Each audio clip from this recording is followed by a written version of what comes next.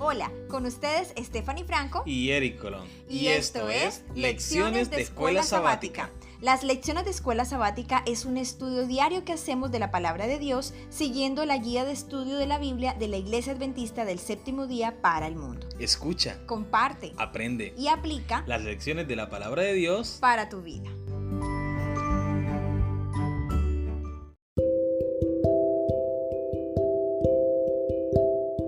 Muy buenos días, apreciados amigos y hermanos. Bienvenidos a las lecciones de la Escuela Sabática.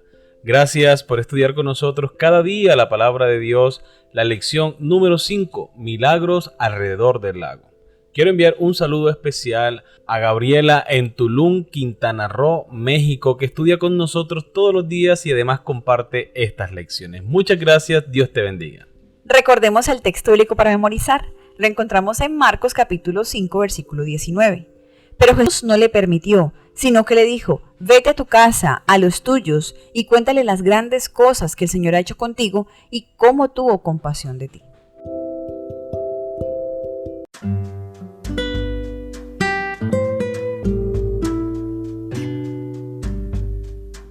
Jueves 1 de agosto, una clase diferente de Mesías. El título de la lección para el día de hoy. Vamos a leer Marcos capítulo 6, versículo 30 al 52. ¿Qué problema enfrentaron Jesús y los discípulos y cómo fue resuelto? Marcos capítulo 6, versículos 30 al 52. Entonces los apóstoles se juntaron con Jesús y le contaron todo lo que habían hecho y lo que habían enseñado. Él les dijo: venid vosotros aparte a un lugar desierto y descansad un poco, porque eran muchos los que iban y venían, de manera que ni aún tenían tiempo para comer. Y se fueron solos en una barca a un lugar desierto. Pero muchos los vieron ir y le reconocieron, y muchos fueron allá a pie desde las ciudades, y llegaron antes que ellos y se juntaron a él.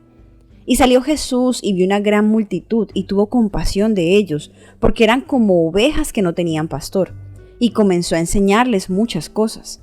Cuando ya era muy avanzada la hora, sus discípulos se acercaron a él diciendo: el lugar es desierto, y la hora ya muy avanzada. Despídelos para que vayan a los campos y aldeas de alrededor y compren pan, pues no tienen que comer. Respondiendo él les dijo: dadle vosotros de comer. Ellos le dijeron: que vayamos y compremos pan por 200 denarios y les demos de comer. Él les dijo: ¿cuántos panes tenéis? Id y vedlo.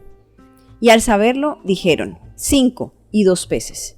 Y les dijo que hiciesen recostar a todos por grupos sobre la hierba verde. Y se recostaron por grupos, de 100 en 100 y de 50 en 50. Entonces tomó los 5 panes y los 2 peces, y levantando los ojos al cielo bendijo y partió los panes, y dio a sus discípulos para que los pusiesen delante, y repartió los 2 peces entre todos. Y comieron todos y se saciaron, y recogieron de los pedazos 12 cestas llenas, y de lo que sobró de los peces, y los que comieron eran 5,000 hombres. Enseguida hizo a sus discípulos entrar en la barca e ir delante de él a Betsaida, en la otra ribera, entre tanto que él despedía a la multitud. Y después que los hubo despedido, se fue al monte a orar, y al venir la noche, la barca estaba en medio del mar, y él solo en tierra. Y viéndoles remar con gran fatiga, porque el viento les era contrario, cerca de la 4ª vigilia de la noche, vino a ellos andando sobre el mar y quería adelantárseles. Viéndole ellos andar sobre el mar, pensaron que era un fantasma y gritaron, porque todos le veían y se turbaron. Pero enseguida habló con ellos y les dijo: tened ánimo, yo soy, no temáis. Y subió a ellos en la barca y se calmó el viento, y ellos asombraron en gran manera y se maravillaban, porque aún no habían entendido lo de los panes, por cuanto estaban endurecidos sus corazones. Muy bien, recordemos la pregunta. ¿Qué problema enfrentaron Jesús y los discípulos y cómo fue resuelto? Pues el problema es evidente. Una gran multitud, más de 5,000 personas podríamos afirmar. Así que ya era avanzada el día, la tarde ya estaba cayendo, pero no había alimento y había muchas personas. Dijo Jesús a los discípulos que ellos le dieran de comer. Y viene aquí lo maravilloso, un milagro inesperado. Jesús, de 5 panes y 2 peces, le dio de comer a todas las personas, y como si esto fuera poco, sobró hasta 12 cestas de alimento. Qué maravilloso es saber que Dios se interesa en suplir cada una de nuestras necesidades. Y qué maravilloso es saber también que Jesús suple nuestras necesidades cada día si nosotros le ponemos en primer lugar. Amén. Tras volver de su misión, los discípulos van con Jesús a una zona tranquila de la costa oriental del mar de Galilea para descansar, pero una gran multitud de 5,000 hombres llega al lugar antes que ellos. Jesús ve que son como ovejas sin pastor, los instruye durante todo el día. Al atardecer, los discípulos recomiendan despedir a la multitud para que vayan a buscar comida, pero Jesús les dice que alimenten al gentío.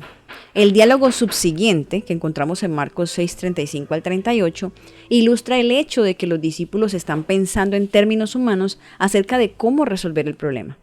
Pero Jesús lo soluciona alimentando milagrosamente a la gran multitud con apenas 5 panes y 2 peces. Las características de esta historia encajan en el concepto popular del Mesías en la época de Jesús. La expectativa era que el Mesías liberaría a Israel de sus enemigos y traería justicia y paz. La presencia de un gran número de hombres en un ambiente desértico podría tener ciertos visos de revuelta militar. Podemos compararlo con Juan capítulo 6 versículo 14 y 15, Hechos capítulo 21 versículo 38. Esta noción se ve reforzada por la referencia a que Jesús vino a esas personas como ovejas sin pastor. Una cita parcial de Números capítulo 27, versículo 17, donde Moisés pide a Dios que designe un líder como sucesor suyo para Israel. Esta fraseología acerca de un pastor para el pueblo de Dios aparece por doquier en el Antiguo Testamento, típicamente en referencia a la falta de un líder o rey para Israel. Podemos compararlo con el primer libro de Reyes, capítulo 22, versículo 17, segundo libro de Crónicas, capítulo 18, versículo 16, y Ezequiel capítulo 34 versículos 5 y 6. No obstante, Jesús no satisfizo sus falsas expectativas, sino que envió a sus discípulos aparte y despidió a la multitud. En lugar de liderar una rebelión contra Roma, ¿qué hizo entonces Jesús? Se retiró a una montaña para orar, no precisamente lo que la multitud esperaba. En lugar de la opinión popular acerca del Mesías como un rey que libera a Israel, él viene a liberar a las personas de la esclavitud del pecado. Él es, en verdad, el Señor de la naturaleza.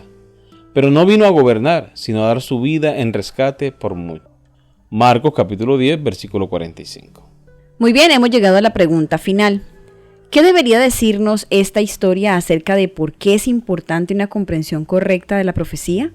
Si una comprensión errónea de la primera venida de Cristo condujo a varios al desastre, ¿cuánto peor podría ser el caso de muchos hoy si tuvieran una comprensión equivocada de la segunda venida? De hecho, muchas personas creen en la actualidad que Jesús ya vino y que mora entre nosotros y que se manifiesta a través de su espíritu por medio de los actos de bondad que hacen los seres humanos. Pero esto no es más que una estrategia de Satanás para que las personas estén inmersas en actividades diarias en sus quehaceres, que se olviden de lo más importante, de tener una estrecha relación con Jesús. También otras personas creen que como Jesús es un Dios de amor, no piensan ellos que Jesús va a traer la destrucción a este mundo y con ello también la destrucción de las personas pecadoras. Hay algunas personas que todavía creen que Jesús, cuando venga por segunda vez, todavía irá dando oportunidades para el arrepentimiento. Esto es una falsa interpretación, una interpretación errónea de lo que enseña la Biblia acerca del juicio venidero y la segunda venida de Cristo. Y es como tú lo mencionas y podemos darnos cuenta, una comprensión equivocada de este evento puede provocar que las personas no estén preparadas, que no estén listas, que no sepan qué es lo que están esperando. Como diría un dicho popular, el que no sabe para dónde va, cualquier bus le sirve. En este caso, si no saben la venida de Cristo, a qué se refiere, de qué se trata, pues no saben cómo prepararse, no tienen ni idea qué hacer. En este caso sabemos que el regreso de nuestro amado Jesús está pronto y que debemos prepararnos manteniendo contacto con Él, orando, leyendo su palabra bastante, informándonos acerca de las características del regreso y de lo que espera Jesús encontrar cuando Él regrese, para que nosotros podamos esperarle y decir, este es nuestro Dios, le hemos esperado y Él nos salvará. Amén. Muy bien, queridos amigos y hermanos, hemos llegado al final de la lección para el día de hoy. Espero que haya sido de gran bendición para ti como lo ha sido para nosotros. Si te gustó, dale like y no olvides compartirlo con tus familiares y amigos. Suscríbete para que estudiemos cada día las lecciones de la Escuela Sabática. Te esperamos mañana para una nueva lección. Que Dios te bendiga.